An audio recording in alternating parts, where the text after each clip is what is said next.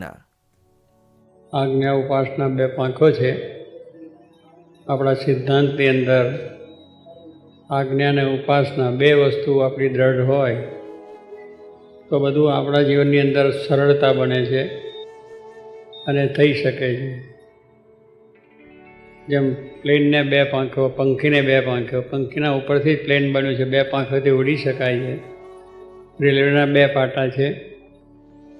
એમ આપણા જીવનની અંદર અક્ષરધામમાં જ્યારે જવું છે અને મહારાજનું સુખ યથાર્થ આપણે લેવું છે તો પહેલું તો આ બે વસ્તુ આપણા જીવનમાં દ્રઢ હોવી જોઈએ.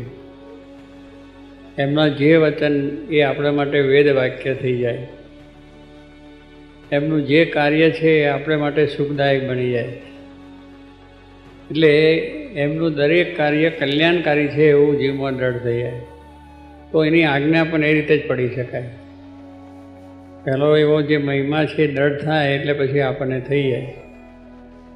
ઉપાસનાની વાત પણ આગળ આપણે કહી દીધી છે કે ભાઈ આપણે જે મળ્યા છે એથી બીજી વસ્તુની અંદર આપણને ક્યારેય ક્યાં શ્રદ્ધા વિશ્વાસ બેસે નહીં અને એ જ સર્વોપરી સર્વ અવતારના અવતારી સર્વકાળના કારણ છે. એ આપણી દ્રઢતા એ ઉપાસનાનો માર્ગની અંદર ચાર વસ્તુ બનાવી કે ઉપાસનાની અંદર ભગવાન સર્વકર્તા છે, સર્વોપરી છે અને સાકાર છે અને પ્રગટ છે. આ ચાર વસ્તુની દ્રઢતા થાય એટલે ઉપાસનાની દ્રઢતા આપણને થઈ. ઉપાસનાનું આપણે કહીને ઉપાસના એટલે મંદિરે જવું, કરવું, ભગવાનની માળા કરીએ, બીજું ત્રીજું કરીએ, એ બધું તો કરીએ છીએ. પણ જે ભગવાનની માળા ફેરવીએ છીએ, જે ભગવાનના દર્શન કરીએ છીએ, કે જેને અખંડ યાદ કરીએ છીએ એને વિશે આપણે કેવો ભાવ થવો જોઈએ અને એ ભાવ થાય એની સાથે જે આપણે એનું માળા ફેરવીએ, કથા વાર્તા કરીએ, ભજન કરીએ તો એનો સુખ ને આનંદ એ આપણી ઉપાસના દ્રઢ થઈ કહેવાય. એ જેની માળા ફેરે છે સર્વોપરી છે આપણે માટે. દુનિયા માટે જે હોય એની સાથે આપણે સંબંધ નથી, પણ આપણે જેના આશ્રિત થયા છે એ આપણા માટે સર્વોપરી છે કે એથી પર વસ્તુ આપણે બીજી કોઈ છે નહીં. હોય તો જેને માટે હોય એને માટે બરાબર છે, આપણે તો છે એ જ. એવી આપણી એક દ્રઢતા હોય તો આપણી ભક્તિ સાર્થક બને.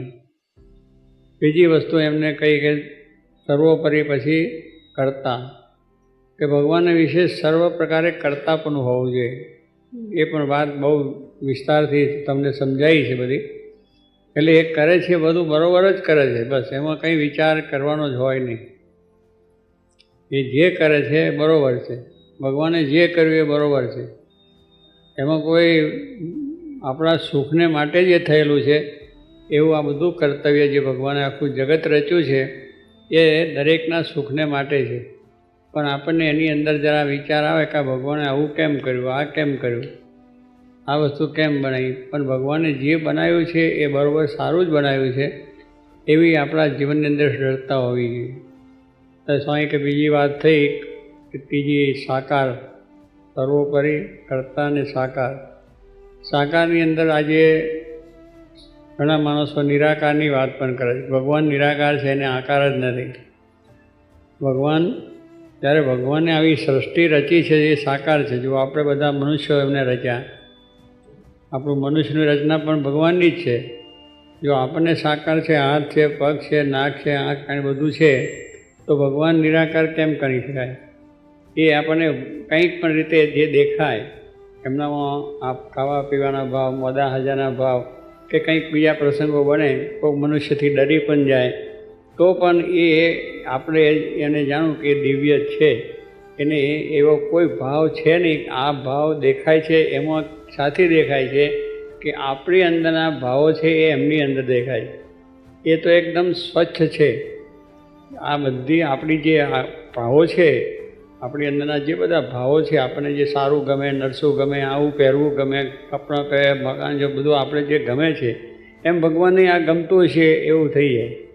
તો ભગવાનને એ બધાની કંઈ જ ગમવાની વસ્તુ નથી. એ આપણને પ્રેમ થાય એટલા માટે આપણી વસ્તુ અંગીકાર કરે. આપણે એમને જમાડવા હોય તો એ જમે પણ કરે. આપણે એમની રીતે સારા વસ્ત્ર પહેરવા હોય તો વસ્ત્ર પણ પહેરે. એમને નથી જરૂર, પણ આપણા પ્રેમના ભાવને, આપણી ભક્તિ વધે એટલા માટે. પણ આપણે જાણે કે એમને ગમે છે, આપણને ગમે એવું જ એમને ગમે છે. એમને તો દુનિયામાં કોઈ વસ્તુ નથી, પોતાના સુખે સુખ્યા. એટલે આવી રીતે જો એ ભગવાન છે એ સાકાર છે છતાં મનુષ્ય છે. મનુષ્ય ક્યાંય અક્ષરધામમાં મનુષ્ય દિવ્ય છે ને અહીંયા પણ દિવ્ય છે, સાકારનું નારિયેળ. તો એવો ભાવ જો આપણે ભગવાનને સંતમાં જાણીએ તો એની ઉપાસના, એની વિશેનો ભાવ આપણો દ્રઢ થઈ જાય. ચોથી વખત પ્રગટ કહ્યું છે. 4 વસ્તુ સમજવાની ઉપાસના બાબતમાં. સર્વોપરી બધા સાકાર, કર્તા અને પ્રગટ એ આપણે છે જ. ભગવાન શ્રીજી મહારાજ પૃથ્વી પર આવ્યા, જતા રહ્યા, હવે નથી એવું નથી. એકાંતિક ધર્મનું સ્થાપન કરવા માટે મહારાજ હું પૃથ્વી પર આવ્યો. એકાંતિક એટલે ધર્મ, જ્ઞાન, વૈરાગ અને ભક્તિ, એ 4 વસ્તુનું સ્થાપન કરવા આવ્યા. અને એ પ્રમાણે પોતે આ એકાંતિક ધર્મની અંદર આવા એક મહાન ગુણાતીત સંત, જે ગુણાતીત સ્વામી મહારાજને લાવ્યા, હું કંઈ મારા અક્ષરધામ સાથે લાવ્યો છું દરેકને ભ્રમરૂપ કરવા માટેનું.